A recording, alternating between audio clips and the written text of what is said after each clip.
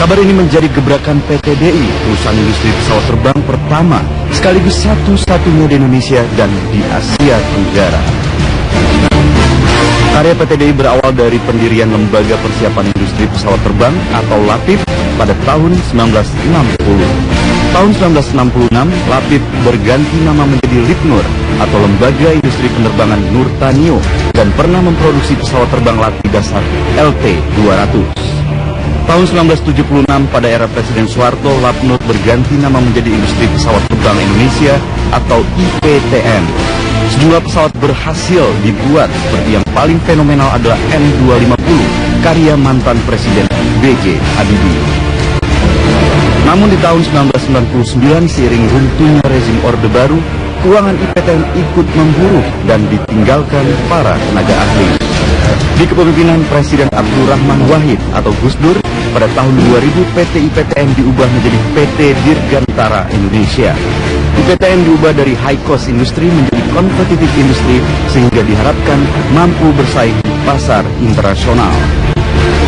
Perlahan tapi pasti, PT DI pun kembali berkarya.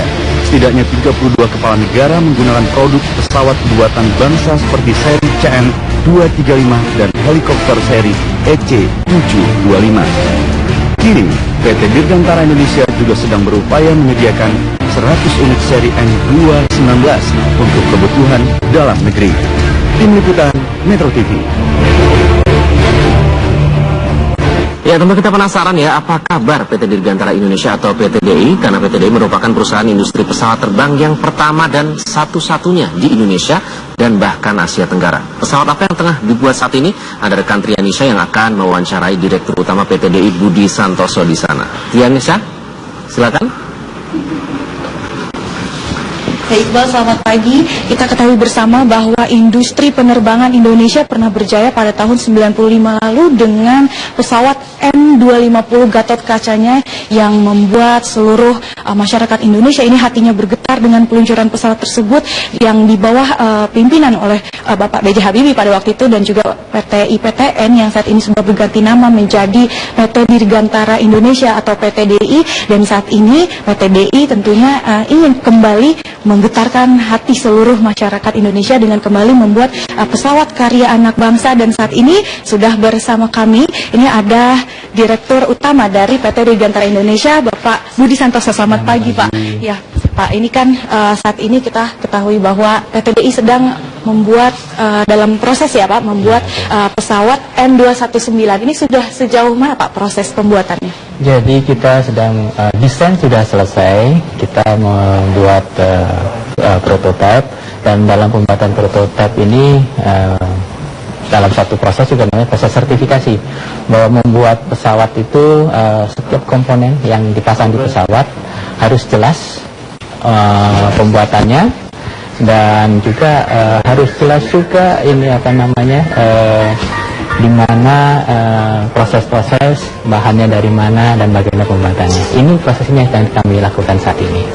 Kemudian kami harapkan bahwa ini proses selesai, kami akan lakukan pengujian seperti static test, pengujian kekuatan sayap, itu yang paling penting, dan insya Allah pertengahan tahun ini pesawat akan melakukan penerbangan perdana. Pertengahan tahun ini ya, Pak, akan dilakukan penerbangan pertama. Oke, Pak. Bila kita lihat pada waktu itu dari pembuatan N250, lalu sekarang akan dibuat N219 dalam prosesnya, apa, Pak, pelajaran yang bisa diambil dari pembuatan N250 pada waktu itu? Dari pembuatan N250 dengan situasi waktu itu, di mana faktor keuangan itu bukan suatu faktor yang besar.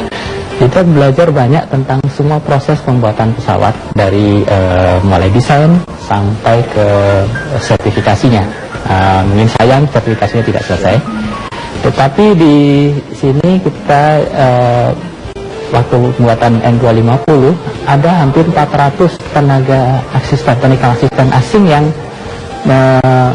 bantu kita, ya. Jadi di sini kita juga melihat bahwa waktu kita mulai mendesain 219 ini beberapa yang kita ingin rubah dari metode itu. Pertama, memang teknologi akan tambah maju sehingga CAD/CAM sistem makin maju, sehingga untuk 2019 ini tidak lagi kita menggunakan meja gambar, tidak ada gambar lagi, semua dari desain sampai manufacturing itu kita menggunakan data-data digital.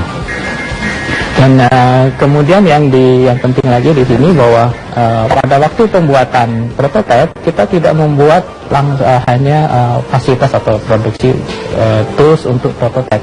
Kita langsung membuat tools untuk produksi seri. Nah, ini untuk memungkinkan kita nanti langsung setelah terbang perdana kita bisa langsung membuat seri produksinya. Ini baru buat kita, meskipun kita lihat bahwa banyak industri pesawat terbang yang sudah terkenal di dunia, itu juga baru akhir-akhir tahun ini yang menggunakan metode yang sama ini. Dan yang terakhir bahwa N219 ini adalah wahana kita untuk mendidik adik-adik yang baru, di mana yang teman-teman yang dulu mendesain N250 sekarang sudah mendekati usia pensiun. Lalu siapa saja sih Pak yang terlibat dalam pembuatan N219 ini? Kalau bisa dibilang bahwa kami memilih bahwa untuk mengatur program manager atau chief engineer-nya itu generasi yang kami pikir mereka masih bisa bertahan di perusahaan ini 10 tahun yang akan datang.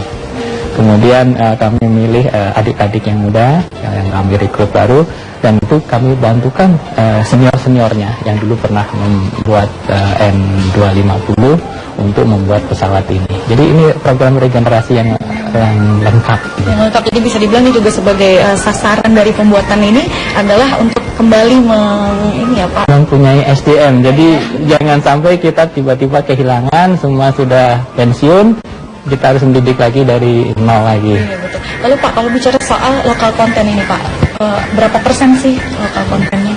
Target kami akhirnya adalah 60% lokal konten. Tetapi kalau kita lihat awal ini banyak yang produk-produk lokal yang belum bisa kita dapatkan sertifikasinya. Jadi awalnya mungkin kita mulai dengan 40% dan akan bertahap menjadi 60%. Akan bertambah terus. Baik Pak, kalau bicara soal produksi nantinya berapa total pesawat yang akan diproduksi per tahunnya, ini kita bisa dengan ada direktur produksi yang mengatakan berapa sih setahun? Ini ada Direktur Produksi Bapak Ari Wibowo. Selamat pagi Pak Ari. Kita bicara tentang produksi nih Pak. Nanti pesawat N219 ini per tahunnya kira-kira akan diproduksi berapa banyak? Di awal kita akan coba mencapai 12 pesawat per tahun. Ultimately kita akan coba 24 pesawat per tahun. Hari ini kita sudah punya potensi customer total sekitar 48 pesawat untuk dibeli dari dua perusahaan. Jadi di awal kita harus bisa produksi sekitar 6 sampai dengan 8, kemudian mencapai 12 pesawat per tahun. Yang dalam 3 tahun atau 4 tahun kemudian kita mencapai 24 pesawat per tahun. Berarti nanti per tahunnya terus dikembangkan gitu ya? Betul, jadi kita progresif improvement di assembly line supaya bisa mencapai production rate yang kita inginkan. Jadi di awal kita satu line, nanti kemungkinan bisa sampai dengan 2 atau 3 line bersamaan waktunya. Nah Pak, kalau bicara tentang produksi ini Pak, sudah ada belum sih pesawat maksudnya seperti maskapai dalam negeri ataupun luar negeri yang sudah memesan pesawat N219? Seperti saya tadi dibilang, ada 2 perusahaan Indonesia yang sudah menginginkan membeli pesawat ini, masing-masing sekitar 40 pesawat untuk dipakai di daerah timur Indonesia. Jadi kita sekarang sedang melakukan negosiasi secara komersial dan juga servis untuk bisa melaunch pesawat-pesawat ini ke mereka. Pak, sudah banyak sekali yang memesan. Lalu namanya apa sih Pak keunggulannya dari N219? N219 ini pesawat yang sangat dibutuhkan di Indonesia, khususnya di timur Indonesia, yang mana harganya cukup murah untuk dibeli dan cukup murah untuk dioperasikan. Bisa mencapai daerah-daerah di pedalaman Indonesia yang hari ini sangat tergantung kepada pesawat-pesawat dari luar negeri. Ya. Nah, tidak hanya pesawat N219 saja, setelah ini nanti PT DI juga baru saja ini bekerja sama dengan Korea akan memproduksi pesawat jet tempur KFX IFX. Tapi seperti apa setelah yang satu ini, jangan kemana-mana, tetap di Selamat Pagi Indonesia.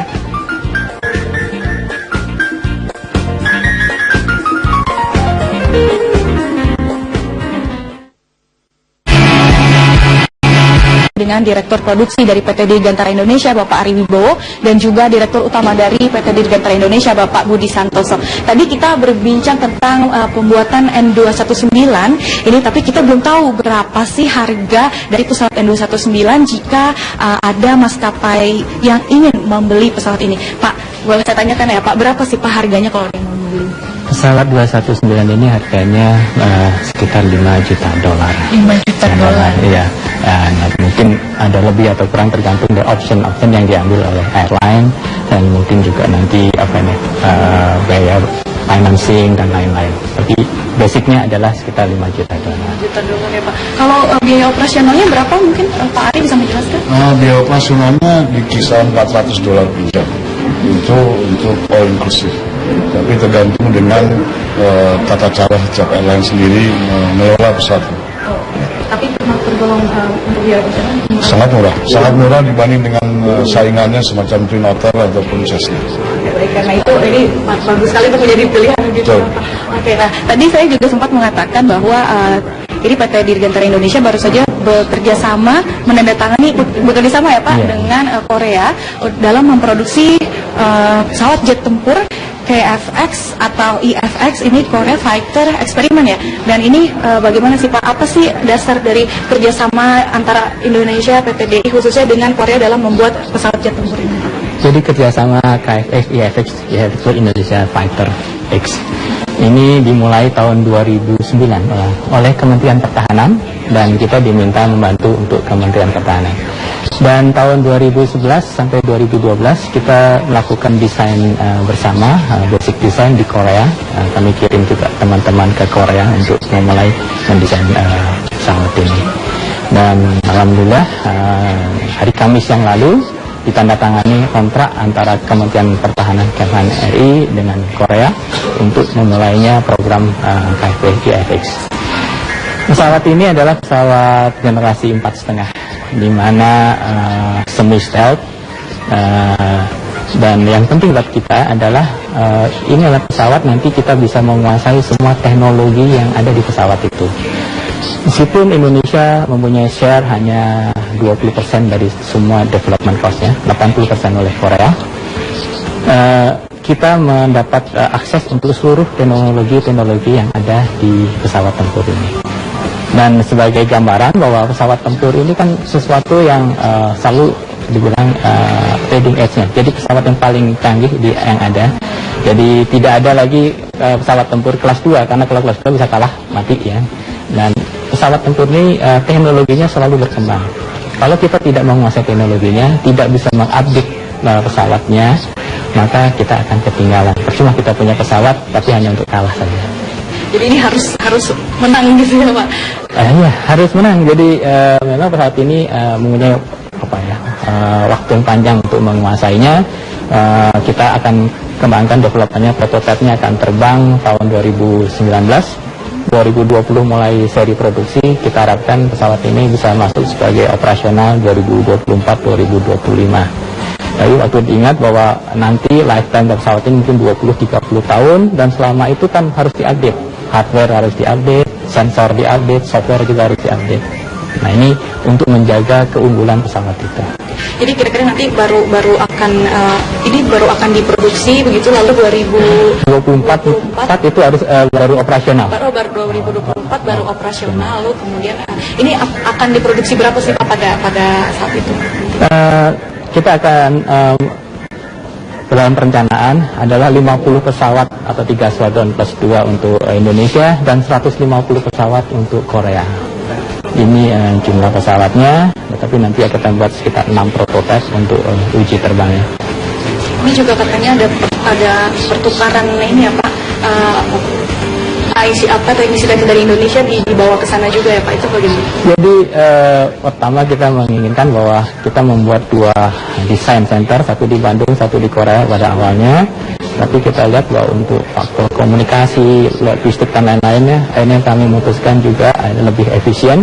Kami akan mengirim sekitar 200-300 engineer ke Korea. Mereka akan kerja di sana, di samping belajar teknologi dan lain-lain. Tapi culture in Korea untuk riset itu kita harus pelajari. betul sekali, supaya ini ya semakin lengkap begitu ya Pak untuk pembuatan pesawat jet tempur ini. Lalu Pak, untuk nanti ini kan ada anak apa? Nanti kan ada juga pesawat jet tempur ini kan nanti tentunya akan banyak juga yang menginginkan begitu ya Pak. Kira-kira berapa sih biayanya yang akan dikenakan begitu Pak? Ini masih lama kan, jadi masih ke prototipenya juga baru terbang nanti 2018 2019 awal itu baru terbang. Jadi kita akan melihat situasi pada saat itu, karena bagaimanapun juga menjual suatu produk itu harus kita lihat nanti saingan kondisi saat itu dan saingan pada saat itu. Baik Pak, terakhir kemampuan dari jet tempur ini nantinya apa sih Pak yang paling unggul bisa dengan Pak? Wah, pesawat ini sebetulnya akan mencapai state-of-the-art generasi 4.5, yang mana pertama ada stealth, dan kedua pada tahunnya nanti adalah pesawat yang cukup mumpuni melawan yang lain, pesawat-pesawat yang lain. Jadi di samping pesawat yang akan dibuat itu cukup canggih, namun yang paling penting adalah anak-anak Indonesia ini yang mendesainnya dan menganalisanya. Jadi apapun yang akan dilakukan dalam pesawat ini, modifikasi ataupun improvement, nantinya di tahun 2026 akan dilakukan oleh anak-anak Indonesia sendiri, bukan oleh orang lain. Lalu apakah sudah ada yang melirik pesawat ini Pak, jet tempur ini? Saat ini kita belum ada, tapi yang pasti Indonesia sendiri sama Korea sendiri sangat menginginkan dan sudah mulai ditakuti oleh negara-negara lain. Ini berarti sudah menjadi perhatian sendiri ya Pak, Korea dan Indonesia akan berkolaborasi membuat pesawat jet tempur dan ini menakutkan negara-negara lain. Oke, ya terima kasih banyak Pak Ari Wibowo atas waktunya, terima kasih Pak Budi Santoso atas waktunya. Ya demikian tadi bincang-bincang kami dengan Direktur Utama dan juga Direktur Produksi dari PT Dirgantara Indonesia. Ini pesawat N219 pertengahan tahun nanti akan diluncurkan, dan juga pesawat jet tempur yang baru saja ditandatangani yang merupakan kerjasama dari Korea dan juga Indonesia, yaitu pesawat jet tempur kayak FX-IFX ini. Nah, kita nantikan saja pesawatnya seperti apa, dan tentunya ini akan kembali menjadi membuat seluruh bangsa Indonesia ini hatinya bergetar dan kembali terharu seperti pada waktu itu pembuatan peluncuran pesawat N250. Untuk sementara demikian, kembali ke studio. Rianisha langsung dari Bandung, Jawa Barat. Terima kasih. Kita tunggu karya anak negeri dari PT DI. Dan pemirsa, perbincangan inspiratif lainnya masih akan hadir. Sesaat lagi kami hadirkan bersama Vivi Aledayah. Ya, nanti ada perbincangan apa yang akan Anda hadirkan? Iqbal, kita tahu kan dalam kurun waktu 1 tahun terakhir itu yang tercatat saja ada sekitar 4 sampai 5 orang hilang itu saja yang kita ketahui. Kita tidak tahu lagi sebenarnya ada berapa orang yang hilang tapi tidak dilaporkan atau tidak terdeteksi oleh media. Nah, dalam kurun dicari kemudian dan tidak jelas ini kemana, mau ada dugaan bahwa ini ikut aliran sesat, kemudian ISIS atau aliran yang lain gitu ya. Aliran yang lain gitu ya.